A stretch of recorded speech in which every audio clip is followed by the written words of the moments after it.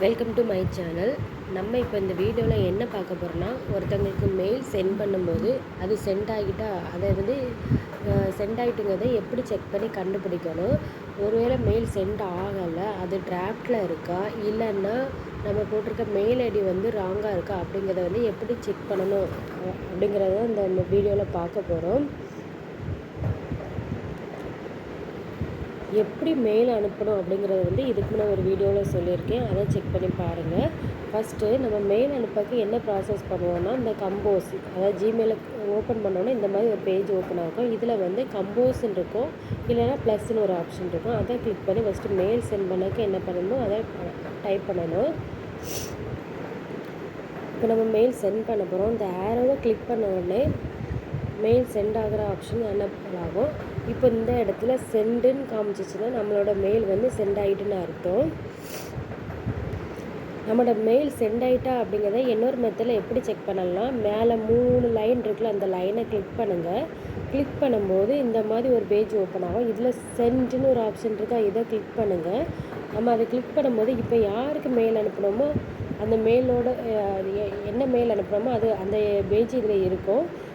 இப்போ நான் வந்து பவதாரணி அவங்களுக்கு தான் மெயில் அனுப்புனேன். அப்போ இந்த இடத்த நம்ம கிளிக் பண்ணும்போது நம்ம அனுப்பின டீட்டெயில்ஸ் எல்லாமே இதில் இருக்கும். இப்படி கரெக்டாக இருந்துச்சுன்னா நம்ம வந்து மெயில் கரெக்டாக சென்ட் பண்ணிட்டோம் அப்படிங்கிறது அர்த்தம். சப்போஸ் மெயில் சென்ட் ஆகலைன்னா எப்படி இருக்கும்னா,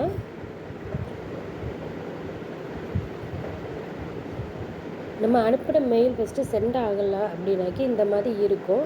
நம்ம அட்ரஸ் ஒருவேளை மெயில் ஐடி வந்து தப்பாக போட்டுட்டோம் அப்படின்னாக்கி திரும்ப ஒரு மெசேஜ் வரும் நமக்கு. அந்த மெசேஜ் எப்படி இருக்குன்னா இந்த மாதிரி தான் வரும். அதை கிளிக் பண்ணால் நம்ம மெயில் ஐடி தப்பாக போட்டிருந்தா எந்த மாதிரி காமிக்கணும், அட்ரஸ் நாட் ஃபவுண்டு, நம்ம அனுப்பின மெயில் சென்ட் ஆகலை, நம்ம மெயில் ஐடி தப்பாக இருந்து சென்ட் ஆகாமல் இருந்துச்சுன்னா இந்த மாதிரி ஒரு பேஜ் வரும். இந்த மாதிரி தான் ஒரு மெசேஜ் வரும், நம்ம மெயில் ஐடி ராங்கு அப்படின்னு வரும். அப்போனா நம்மளோட மெயில் சென்ட் ஆகலை. அப்போ என்ன செய்யணும்னா, நம்ம மெயில் ஐடியை வந்து யாருக்கு அனுப்புகிறோமோ அவங்க மெயில் ஐடியை கரெக்டாக போட்டு சென்ட் பண்ணோன்னா சென்ட் ஆயிரும்.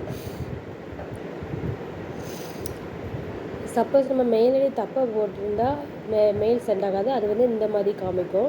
மெயில் ஐடி கரெக்டாக போட்டிருந்தோம்னா சென்ட் ஆகுனதை எப்படி காமிக்கோம்னா, நம்ம அனுப்புகிற டீட்டெயில்ஸு சென்டுங்கிறத இந்த மாதிரி காமிக்கிறோம்.